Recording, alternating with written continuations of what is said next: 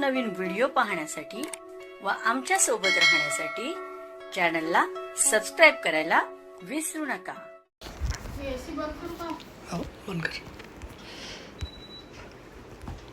तर बघा, प्रगणक आणि प्रशिक्षक पर्यवेक्षक यांचे प्रशिक्षण भाग दुसरा. या व्हिडिओमध्ये आपण काय माहिती पाहणार आहोत. घरयादी गटाच्या मांडणी दर्शक नकाशामध्ये काय असावं.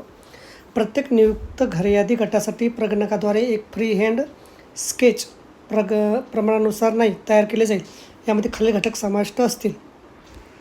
घरयादी गटचे स्थान तपशील. घरयादी गट क्षेत्रात उपलब्ध असलेल्या सर्व इमारती आणि इमारत क्रमांक आणि प्रत्येक इमारतीतील गणना घराची संख्या. शाळा, महाविद्यालय, पोलीस स्टेशन, आरोग्य केंद्र, पंचायत घर, पोस्ट ऑफिस, सार्वजनिक सुविधा, प्रार्थनास्थळे इत्यादी महत्त्वाचे भूचिन्ह. आता प्रगणनासाठी 10 महत्त्वाचे नियम काय आहेत बघा. मांडणी दर्शक नकाशा तयार करण्यासाठी उद्देश. आपल्याला नियुक्त केलेल्या घरयादी गटामधील क्षेत्राचे संपूर्ण कव्हरेज सुनिश्चित करणे आहे. मांडणीदर्शक नकाशामध्ये निवासी, अनिवासी, मिश्र वापर, रिकामी घरे इत्यादी विविध कारणासाठी वापरल्या जाणाऱ्या सर्व इमारती रचना दर्शवल्या पाहिजेत, ज्यात शेत, रिकाम्या जागा इत्यादीचा समावेश आहे. ज्या घराचे घर क्रमांक प्रणालीबद्ध पद्धतीने उपलब्ध असतील तर ते लेआउट नकाशावर दर्शवावेत. जर योग्य घर क्रमांक प्रणाली अस्तित्वात नसेल तर इमारतीने सलग क्रमांक द्यावेत आणि तेच लेआउट नकाशावर नमूद करावं. लेआउट नकाशा प्रत्येक घरयादी गटासाठी स्वतंत्रपणे 2 प्रतिमध्ये तयार करावा लागेल. वेगवेगळ्या घरयादी गटातील विभाजित करणारी सीमा स्पष्टपणे रेखांकित करावी.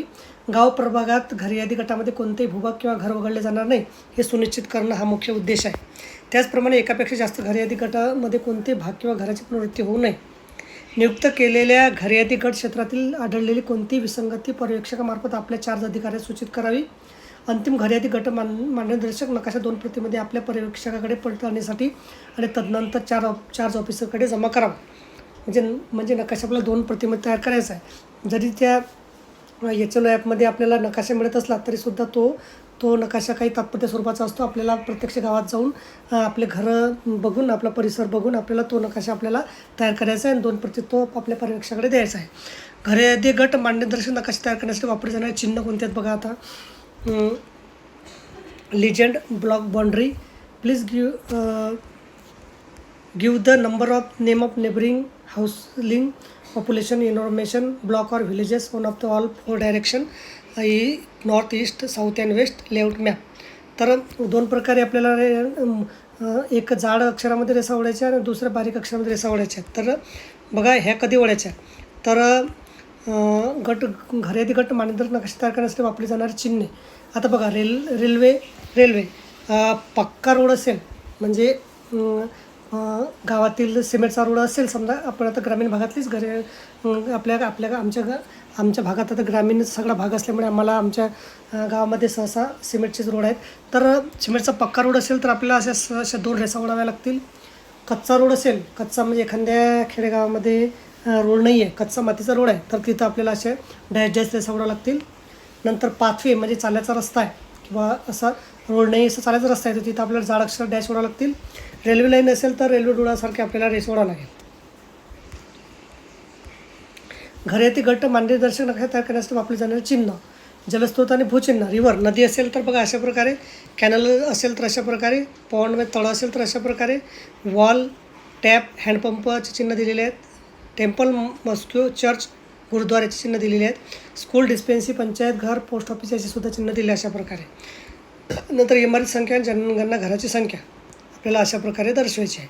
बघा आता पक्का असेल आणि ते जर रेसिडेंटल असेल म्हणजे रस्ता बिल्डिंग पक्की आणि ती निवासी आहे तर नंबर ऑफ सेन्स हाऊसेस 2 आहेत तर आपल्याला अशा प्रकारे बॉक्समध्ये 9 लिहून खाली कंसात 2 लिहावे लागतील. नंतर पक्की बिल्डिंग असेल, नॉन रेसिडेंटल एरिया असेल म्हणजे तिथं काही कोणी राहत नसेल, दुकान किंवा काही असेल तर तिथं आपल्याला एकच नंबर ऑफ सेन्स हाऊस असेल तर असा बॉक्स काढायचा, त्याच्या रेषा ओढायच्या आणि तिथे एक लिहायचा आहे. नंतर कच्ची बिल्डिंग असेल, रेसिडेंटल एरिया असेल, निवासी असेल, 3 जर सेन्स हाऊस असतील तर बघा अशा प्रकारे त्रिकोण काढायचा आपल्याला. त्या बॉक्समध्ये त्या कुटुंबाचा नंबर लिहायचा, जसं 15 लिहिलं आहे आणि खाली कंसात 3 केलेलं आहे म्हणजे 3 हाऊस आहे आणि त्या त्रिकोणाला रेषा ओढलेल्या आहे म्हणजे कच्चा आहे ते. नंतर कच्चं नॉन रेसिडेंटल असेल तर सेन्सस हाऊस एक असेल, समजा दुकान असेल एक, तर त्याचा त्याचा नंबर दिला 6, तो 6 काढायचा आहे त्या त्रिकोणात आणि त्या त्रिकोणाला रेषा ओढायचा आहे. म्हणजे बघा, पक्का एरिया असेल रेसिडेंटल तर आपल्याला बॉक्स करायचा आहे, नॉन रेसिडेंटल असेल तर त्याच्यात बॉक्समध्ये आपल्याला रेषा ओढायच्या आहेत. त्यानंतर कच्चा रेसिडेंटल असेल तर त्रिकोण काढायचं आहे आणि कच्चं नॉन रेसिडेंटल असेल तर आपल्याला त्रिकोण काढायचा आहे अशा प्रकारे. नंतर कृपया इमारत क्रमांकाचा वापर आणि सलग अनुक्रमित नसलेल्या इमारतीकरता तपशीलवार महत्त्वाच्या सूचना पुस्तिकेमध्ये संदर्भ घ्या. घर यादी गट मान्यता नकाशा तयार करण्यासाठी आवश्यक बाबी. घर यादी गट नकाशा छापील पडत आणि CMMS वेब पोर्टलवर प्राप्त झालेल्या नियुक्ती तपशिलाची नियुक्ती पत्रात नमूद केलेल्या सर्व माहितीची पडताळणी करा. आपण HLO मोबाईल ॲपमध्ये लिंकचा वापर करून नियुक्त केलेल्या घर यादी गट नकाशा PDF कॉपी देखील डाउनलोड करू शकता आणि घर यादी गट मान्यदर्शक नकाशा काढण्याचा संदर्भ म्हणून वापरू शकता. म्हणजे आपल्याला नकाशा काढण्यासाठी त्याचा संदर्भ आपल्याला वापरता येईल. पर्यवेक्षकास नियुक्त केलेल्या घर यादी गट क्षेत्रांना भेट द्या आणि घर यादी गटाची अचूक सीमा समजून घ्या. घर यादी गट मान्यदर्शक नकाशा तयार करण्यासाठी आवश्यक बाबी.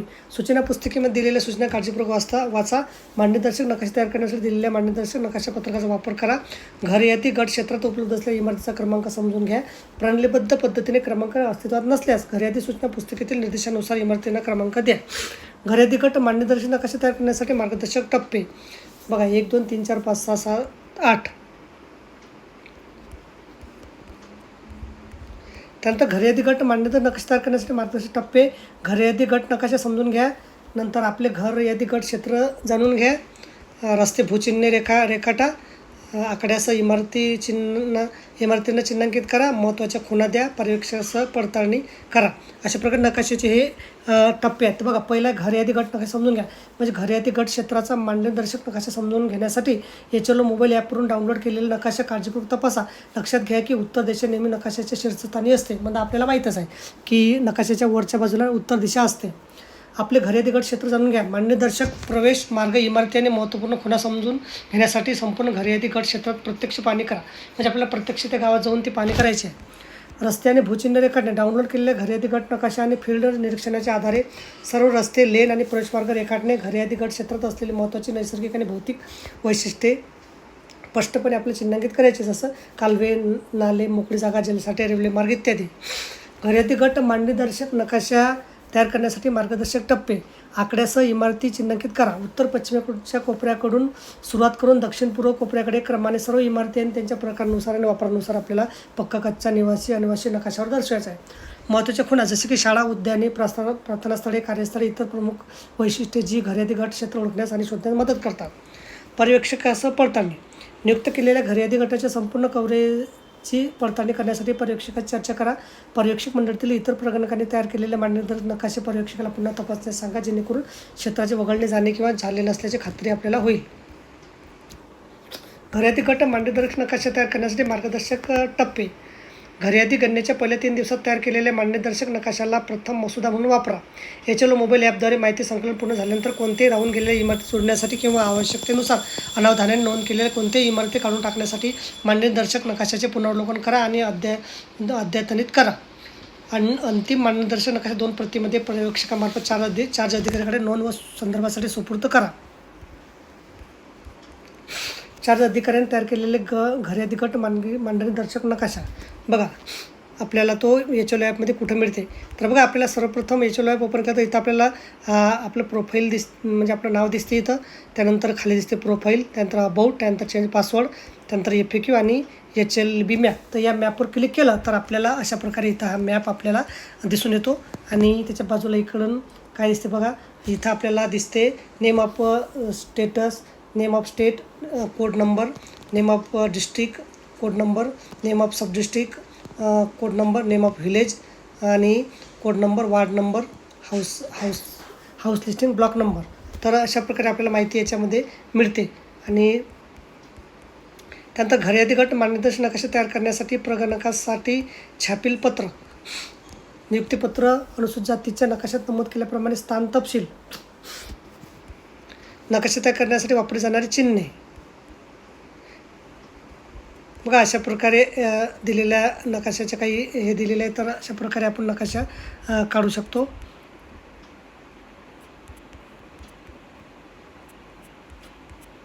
तर बघा अशा प्रकारे अत्यंत महत्त्वाची माहिती आपल्याला समजली असेल. व्हिडिओ सुद्धा आवडेल लाईक करा, शेअर करायला विसरू नका. धन्यवाद.